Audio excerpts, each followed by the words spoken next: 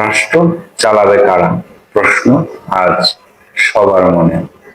যারা নিজেদের দলকে সামলাতে পারে না তারা, না যারা সংগঠিত শৃঙ্খলার সামনে পাহাড়ের মতো দাঁড়িয়ে থাকে তারা? যে দল লুটপাটে জন্ম নেয় তাদের হাতে রাষ্ট্র কতটা নিরাপদ?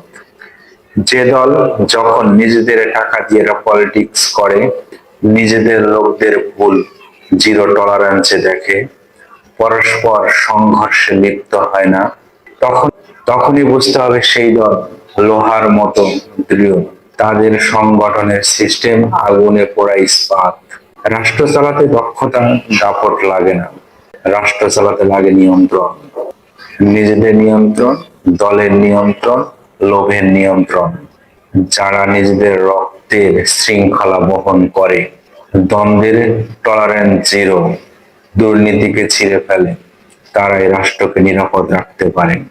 কারণ তারা ক্ষমতার বাজারে ভিক্ষা করে না, জনগণকে বিক্রি করে না, আর দেশের ভবিষ্যৎ নিয়ে জুয়া খেলে না।